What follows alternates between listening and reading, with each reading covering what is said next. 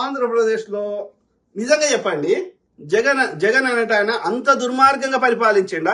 151 సీట్లు వచ్చినాయి. 175లో last time 151 సీట్లు వచ్చిన జగన్మోహన్ రెడ్డి గారు ఇవాళ 11 సీట్లకు పడిపోయే స్థాయికి అంత దుర్మార్గంగా పరిపాలించిండా? అట్లీస్ట్ జగన్మోహన్ రెడ్డి గారి పంచిన డబ్బులు కానీ పథకాలు కానీ లబ్ధి చేకూరలేదా ఒక్కరికి కూడా?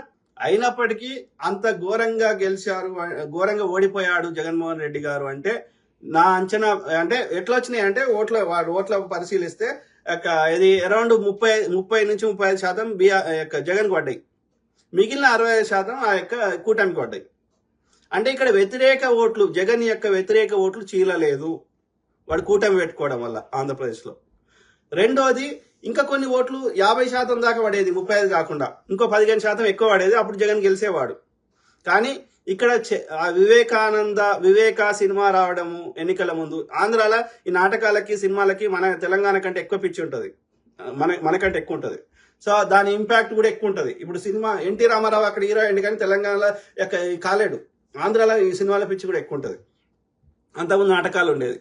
సో ఈ వివేక సినిమా రావడము, అదేవిధంగా షర్మిల గారు, అట్లనే వాళ్ళ ఇంకో పేరు సునీత గారు, వివేకానంద రెడ్డి గారి కూతురు, వీళ్ళు పొద్దుగా లేస్తే వాళ్ళకి పెద్ద ఓట్లు రాలేదు అక్కడ షర్మిల గారికి. కానీ కాకపోతే ఏది వాళ్ళు ఓట్లు చీల్చడం వల్ల జరిగింది ఏం నష్టమేం లేదు కానీ జగన్మోహన్ రెడ్డికి.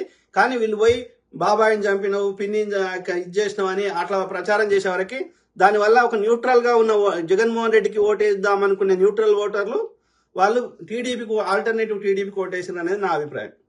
అంటే ఒక 10 నుంచి 15% ఓట్లు జగన్మోహన్ రెడ్డికి పడకుండా చేయడంలో షర్మిల గారు, అదేవిధంగా వివేకానంద రెడ్డి గారి కూతురు సునీత గారు ఆ యొక్క వాళ్ళ మైండ్లని మార్చే విధంగా ఇన్ఫ్లుయెన్స్ చేసిరేమో అని నా అభిప్రాయం. అక్కడే ఇది జగన్మోహన్ రెడ్డికి ఒక 10 నుంచి 15% ఓట్లు తగ్గడానికి కారణము షర్మిల గారు, అదేవిధంగా వివేకానంద రెడ్డి గారి కూతురు సునీత గారు, వీళ్ళ యొక్క ప్రచారం కూడా ఇంపాక్ట్ వాళ్ళ మైండ్లను మార్చిర్రు, ఇంపాక్ట్ అయి ఉంటుంది అనేది అభిప్రాయం.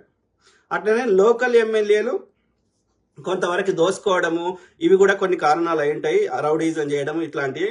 ఇంకోటి ఏం చేసిండంటే జగన్మోహన్ రెడ్డి గారు దాదాపు 78 సీట్లలో ఆ యొక్క కరెంట్ ఎమ్మెల్యేలను మార్చిండు వాళ్ళ మీద వ్యతిరేకత ఉందని. ఆ ఎమ్మెల్యేలు కొంతవరకు నాకు సీట్ ఇవ్వలేదు కాబట్టి వ్యతిరేకంగా పనిచేసిర్రేమో, ఓట్లు కాంగ్రెస్ వైసీపీకి ఓటు వేయకుండా చేసిర్రేమో అని నా అభిప్రాయం. ఏది ఏమైనా అక్కడ చంద్రబాబు నాయుడు గారు వచ్చినా, జగన్మోహన్ రెడ్డి గారు వచ్చినా ఆంధ్రప్రదేశ్కి మంచి చేస్తారని నేను అనుకోవట్లేదు. ఓకే, ఎందుకంటే చంద్రబాబు నాయుడు చేయాలనుకుంటే అప్పుడు లాస్ట్ టైం 5 ఏళ్ళు ఉన్నప్పుడే ఎన్నో చేయగలుగుతుండే, పోలవరంకి తేగలుగుతుండే. సో ఇప్పుడు చంద్రబాబు నాయుడు లేకపోతే ఎన్డీఏ గవర్నమెంట్ లేదు, ఉండే అవకాశం లేదు, పడిపోయే అవకాశం ఉంది. అయినా సరే చంద్రబాబు నాయుడు ఎన్ని కొట్లాట చేస్తాడో వేసి చూద్దాం. ఓకే, ఎందుకంటే చంద్రబాబు నాయుడు తన స్వార్థమే చూసుకుంటాడు తప్ప ఆయనకి ఆయనను నమ్మలేం, ఆయనకి ఏ పార్టీ నమ్మలేదు ఆయన. ఓకే, ఆయనకు ఒక సిద్ధాంతము, ఒక ఎథిక్స్, మోరల్స్ లేదు, తనకు అధికారం ఉండాలి. అంతకోసం ఎంత నీచానికైనా దిగజారడానికి వెనుకాడడు.